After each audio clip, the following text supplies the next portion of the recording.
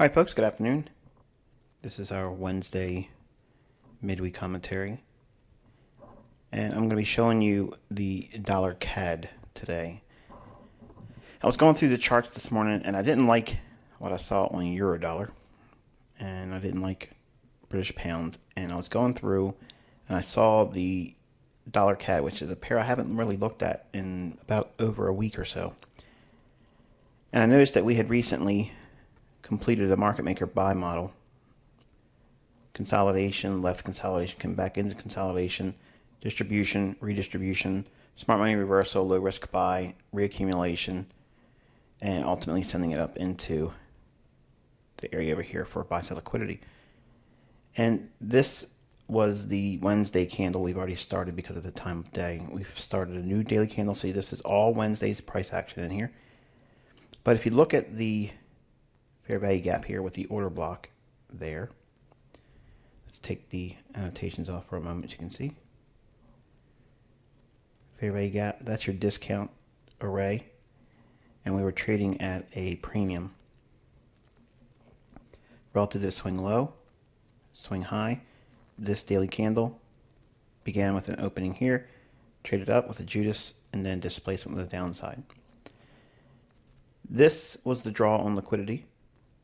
The framework was the market maker buy model being completed. So everything's there. Now I'm going to drop down to a 4-hour chart.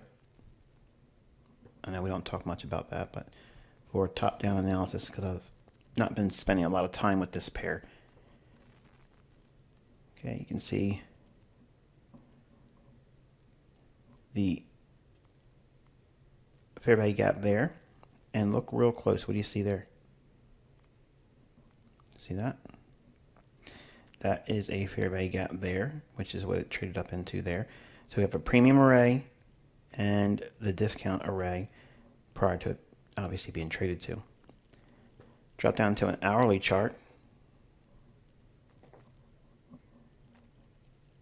Okay, you can see market trading up into on the basis of a Judas swing. Then we have this small little displacement here with a fair value gap there. And we'll drop down into a 15-minute time frame.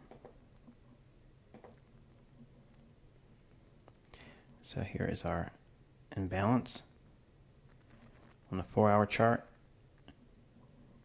And the high on this candle comes in at 127.04 and 6 pipettes. We drop down into a 5-minute chart.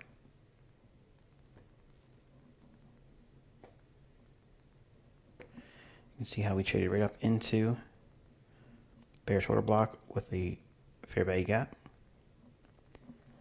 Sells off in the New York Open.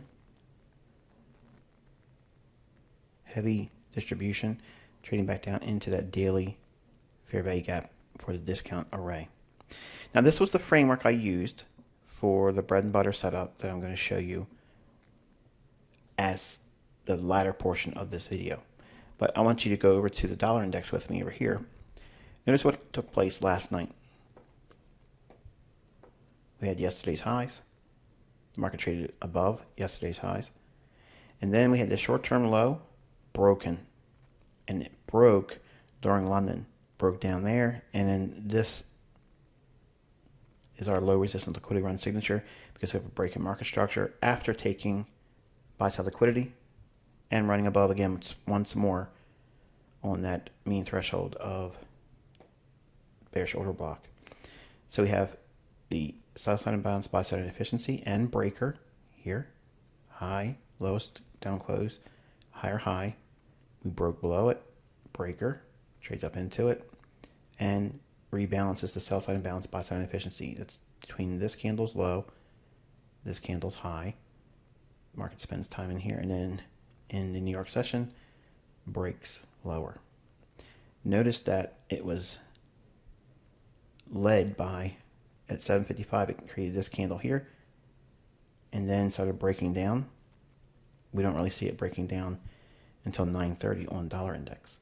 But the underlying framework was still indicating that this was probably going to break down and that would allow foreign currencies to go higher. So let's zoom in here.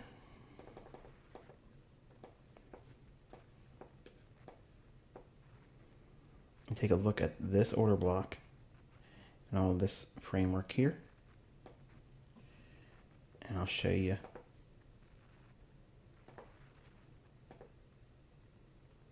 the bread and butter setups. Okay, bearish order block, trades up into it here. I did a scaling in. I did 1.5% as it was trading into the bottom of the breaker, and then when it completely traded back up into the breaker on a 15-minute time frame. The candle here, I traded right on it, and you can see the high versus my entry, 127.07 and 7 pipettes. So it's off less than, no, it's technically 2 pips and 1 pipette.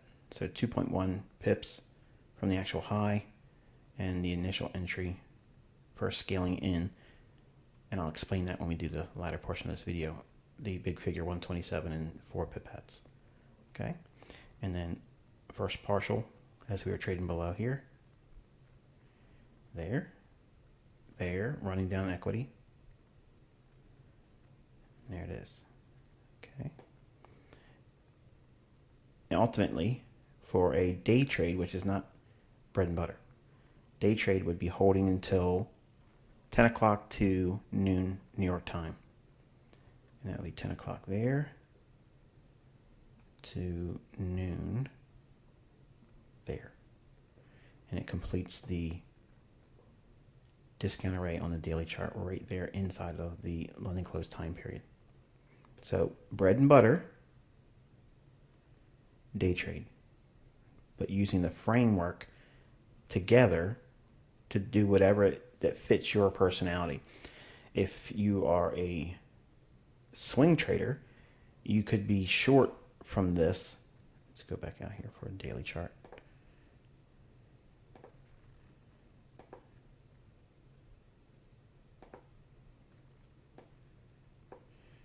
You could be short from here and try to aim for a run below these relative equal lows here and dig into this fair value gap.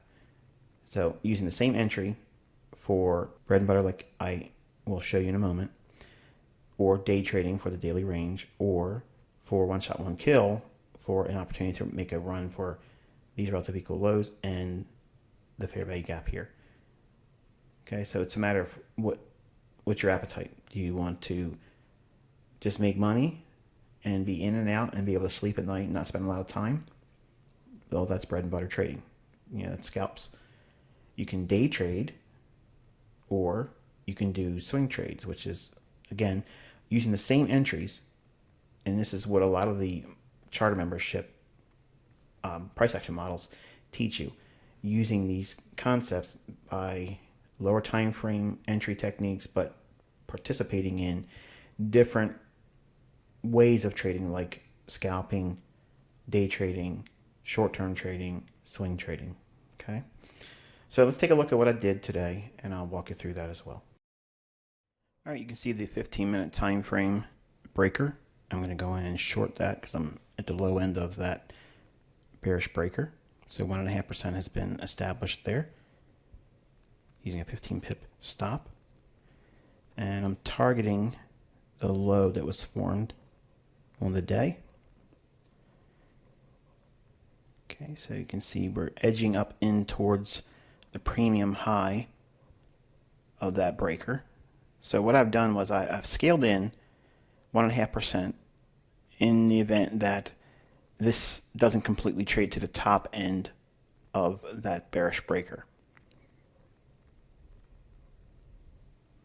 So if it just starts to break lower, at least I have a small portion put on and holding out for the best case scenario, which would be trading towards the top end or premium high of that pink shaded area. Okay, so now I'm anticipating it's going to happen, so I'm going to set up another order to go in again with the other 1.5% because I'm allocating 3% on the trade. I'm not suggesting that 3% is for you. I'm just showing you how you would scale in. That way you can get a entry, secure an entry to the trade, and in the event that it doesn't give you your best case entry, at least you have established something on the trade. Many times growing up as a trader, my development forced me to learn by the hard way that my best case entries sometimes didn't offer me an entry. So when it's like that, like a breaker or a sell side imbalance, buy side efficiency, or buy side imbalance, sell side efficiency, when you're anticipating a range that may be possible for it to completely fill in, that's always the best case scenario. But sometimes waiting for that, you end up missing the entire move because of greed, okay, or fear of not getting the best scenario. This way, by scaling in, it at least gives you something on the trade. So it doesn't necessarily need to go to the premium high of that shaded area. And if it didn't, and it just started going lower, then at least I have something on the trade. But if it trades up towards the premium high of that range, of that breaker, again, I'm not trading zones. I'm trading the very specific levels. It's the high, the premium high of that breaker, which is the down close candle I'm shading here. The low of that down close candle, which is the discount low of the breaker. And then you would have mean threshold, which would be the midpoint. And as you can see, it's right there tapping the top end or premium high of that. So I'm now short. If I just would have waited another second or so, I would have got the high, but it is what it is. So now I have my position established between two entries, two scalings. That way I have a full 3% allocated. And let's see if this turns on a dime. Now I have a fair value gap here highlighted from the 15-minute time frame that might be significant for me on the downside. So should we trade down below it, if it comes back up in, I could end up taking another short entry because I want to try to do an addition to an existing position or adding to a position that's in profit.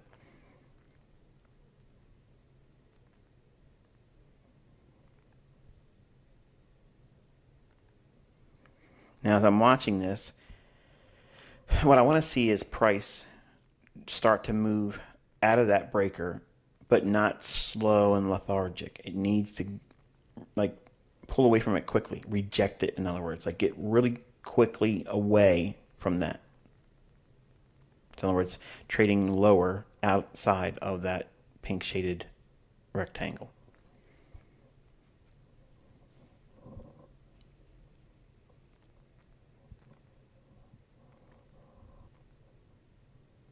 You're watching all of this. This is all live, real time. Nothing's sped up.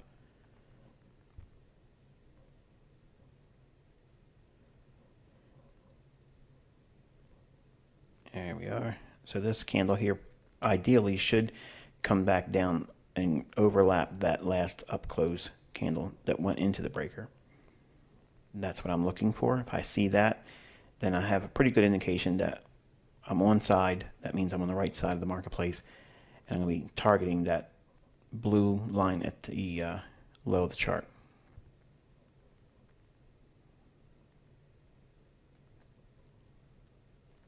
But my limit order, I'm going to adjust that a little bit. There's the low I think it could touch. And now I've got to add the spread.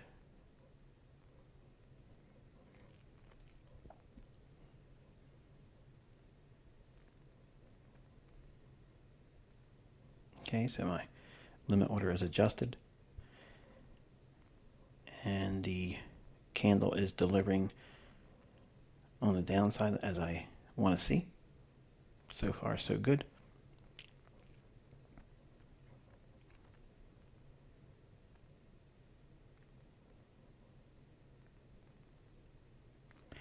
Now, watching this, I know the trade has a lot more potential to go lower.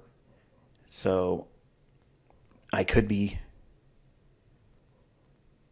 leaving a portion on, but I really want to frame another bread and butter setup.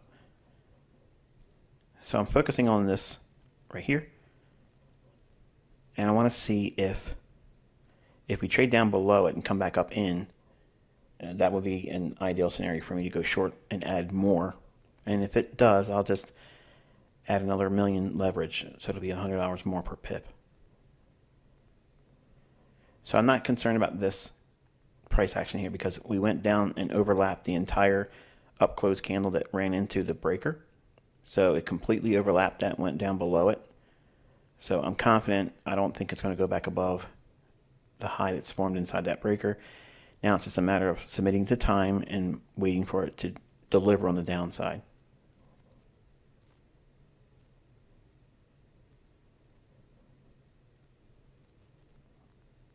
Okay, very nice how it just traded through. I want it to remain heavy like it is here. Very nice.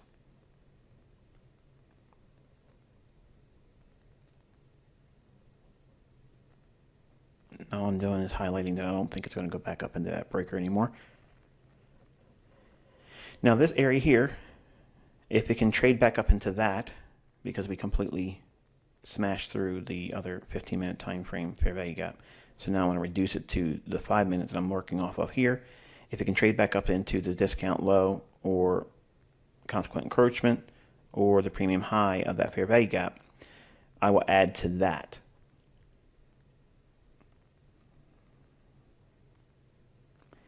So it's below these lows here. We saw a shallow run all in here. That was too shallow in my opinion. And I think we're going to go down deeper today and maybe into tomorrow. But for the purpose of bread and butter setups, 20, 30 pips, getting paid, I'm adjusting the stop now. I do not believe that I'm in jeopardy if it runs back up. It's just going to go to that lower level 5 minute fair value gap. So I can put my stop loss below my entry. Normally, I wouldn't be in a hurry to move the stop loss down below my entry, but given the market structure that's in play here, I have a breaker, I have the market trading down below two fair value gaps, one from a 15-minute time frame that was on those trend lines that I removed. I was waiting for it to possibly trade up to that, but it didn't do that. And now we're below the fair value gap that's annotated here from the 5 minute chart. So if it trades back up to that, I'll be interested to go short. And again, I'll add a leverage of 1 million, which is equivalent to approximately $100 per pip.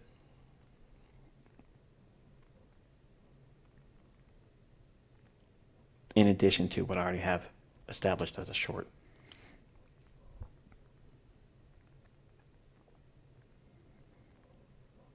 Now, I'm not interested in taking, watching it here, I'm thinking it might give me the additional entry.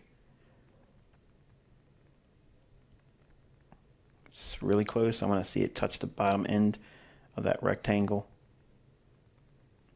If it touches, as soon as it touches, I'm pressing the button. My eyes watching the candles formation, and it looks like I may have missed it. In other words, it's not likely to get up there, which is fine. It's actually better that it doesn't do it because it acts as a breakaway gap. And that fair value gap not being traded back to, not even towards the discount low, that would indicate that this could really become a big range down day because it would be acting as a breakaway gap. So the market's nice and heavy here. I want to see it run down below that blue shaded area.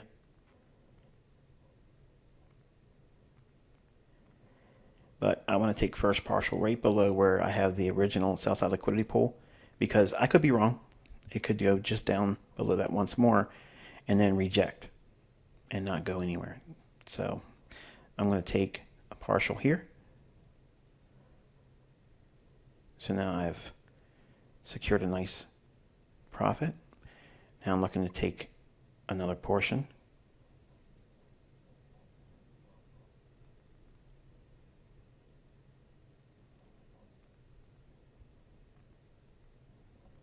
With bread and butter, you're not trying to be the all-star at capturing the entire range move. That's not what we're trying to do here. We're trying to just secure pips, get paid.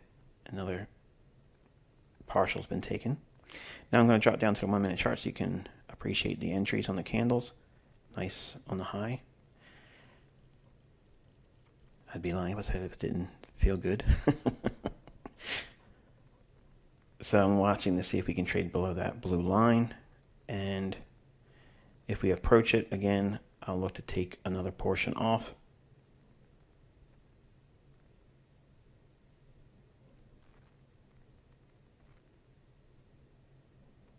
Stop has been lowered in the event that if it starts to go higher from here, I don't want to be a participant of any deep retracements beyond that point.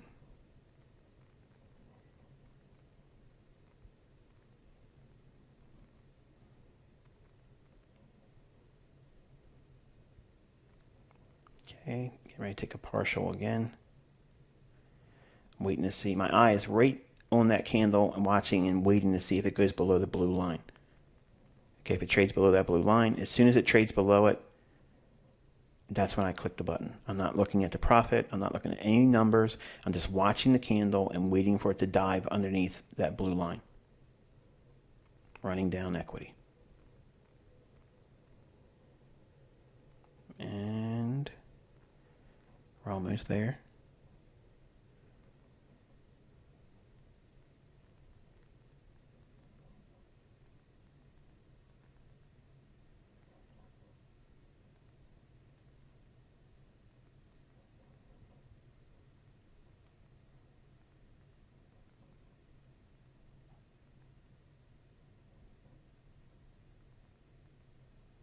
There we are. And now the remainder is the equivalent to a standard lot. I drop the stop loss down to a level where I don't care if it stops me out at this point. But now I realize, going back and looking at the other higher time frame charts, I moved the stop loss down too fast because it's likely to pull up on me and stop me out. So I'd rather close the trade without being stopped out because I don't want to adjust my stop back higher. So to remove that, I'm just going to close the trade here. But you'll see later on, it does go higher than that. So I close that. And there's your price delivery from the breaker down into the sell side liquidity pool. Now I'm going to take you over to what I was watching and where that blue line is on the lower level. It's anchored to the discount low of that buy side and balance sell side inefficiency. It's right here, and that's the premium high. So all that buy side and balance sell side efficiency, that is the range that I was watching it overlap and trade into.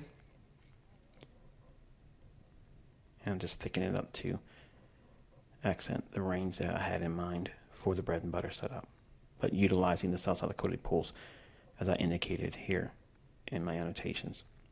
That's what it looks like naked, and that's what it looks like with the levels and annotations. So I think it's obviously going to be a larger range, but for bread and butter purposes, you can utilize this as well for day trading, short-term trading, and even swing trading if that's more in line with your personality. Hope you found this insightful. Until next time, be safe.